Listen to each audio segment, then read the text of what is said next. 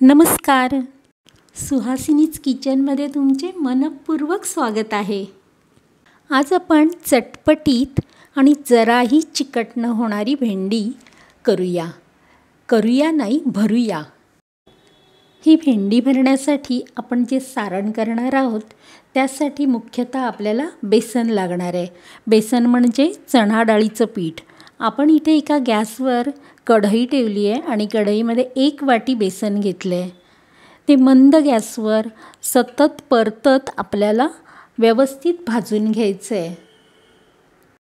लाडू करताना कसं आपण सुवास दरवळेपर्यंत चण्याचं पीठ भाजतो, तसंच पिठाचा कच्चेपणा जाऊन खमंग सुवास येईपर्यंत हे पीठ भाजायचं आहे. आता पीठ भाजून झालं आहे, ताटात काढून ठेवलं. याच कढईमध्ये आपण 4 टेबलस्पून सुकं खोबरं किसून घेतलं आहे ते घालूया आणि खोबरं थोडंसं कुरकुरीत होईपर्यंत भाजूया.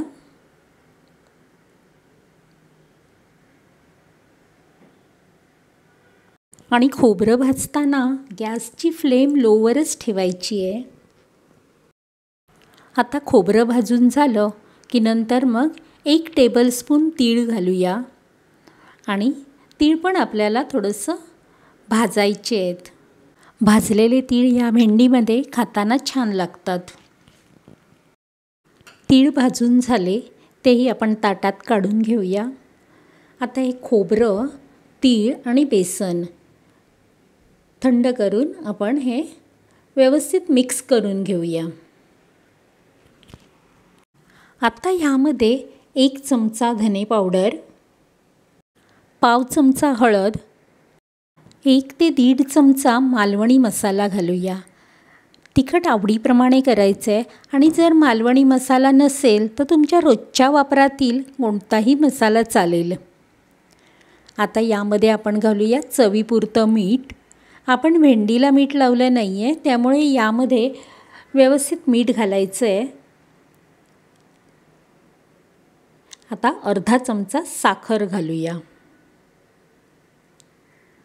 साखर घालून आपल्याला आता हे एकदा मिक्स करून घेऊया.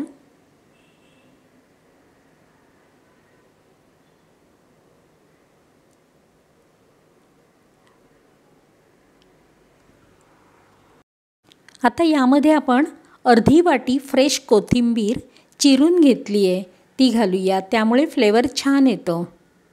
आणि नंतर आपल्याला 1 लिंबाचा रस घालायचा आहे.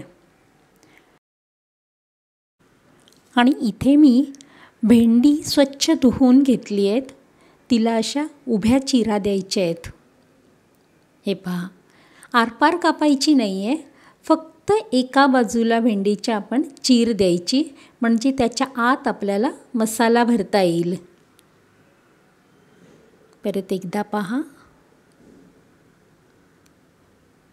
या प्रकारे आपण चीर देऊन घेऊया. सर्व भेंडी झालेली आहे कापून. आता हा मसाला आपण त्यात भरायचा आहे, पण त्याआधी यामध्ये आपण 2 चमचे तेल घालूया आणि अर्धा चमचा गरम मसाला टाकायचा मी विसरले होते, तो घालूया. हे पहा, आता हे सगळं व्यवस्थित मिक्स करायचं आहे आणि आपल्याला ह्या भेंडीमध्ये भरायचं आहे. आंबट, गोड, तिखट खूप छान होतात भेंडी ही. आणि आंबट मी लिंबू टाकलं आहे, पण त्याचबरोबर तुम्ही जर आमचूर पावडर टाकली ना तरीही छान चटपटीत होतात.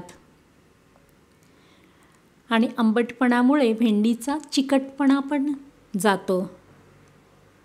हे पहा, असं व्यवस्थित सारण आतमध्ये भरायचं आहे. दाबून गच्च भरायचं आणि हे अजिबात बाहेर येत नाही.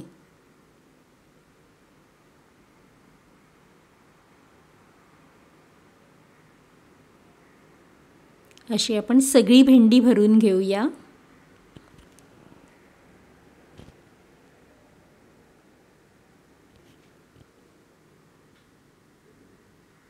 आता इथे गॅसवर एक तवा ठेवला आहे, त्यामध्ये तेल घालायचं आहे.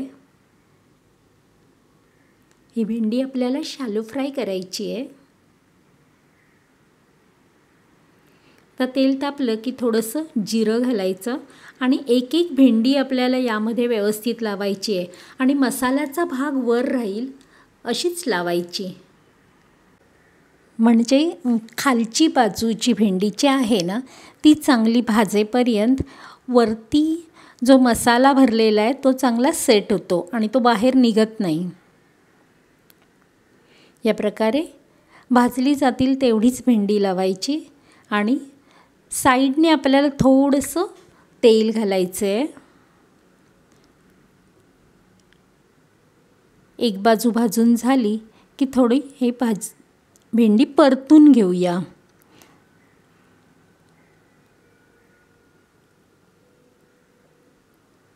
थोडी थोडी परतली ना की मग जळणार नाही. आता हा तवा मी दुसऱ्या बर्नरवर ठेवते कारण भेंडी जास्त आहे. दुसऱ्या तव्यावर आपण इकडे भाजायला लावूया.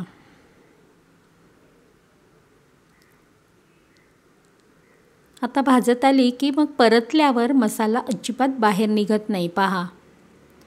आणि भेंडी चांगली कुरकुरीत होईपर्यंत भाजून घ्यायची आहेत. गॅस कमी ठेवून भाजायची म्हणजे जळणारही नाही.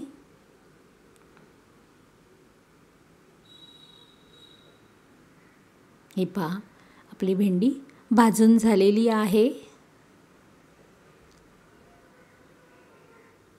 आपण त्यात साखर टाकली आहे, लिंबू टाकलं आहे, मसाला आहे, त्यामुळे आंबट तिखट इतकी छान भेंडी होते ना. तुम्ही एकदा करून पहा. आणि ही भेंडी जराही चिकट होत नाहीत. हे पहा मी डिशमध्ये काढून घेतली आहे, दाखवते. खूप छान होतात. तुम्ही करून बघा आणि तुम्हाला रेसिपी आवडल्यास मला कमेंट करून सांगा. रेसिपी पाहिल्याबद्दल धन्यवाद.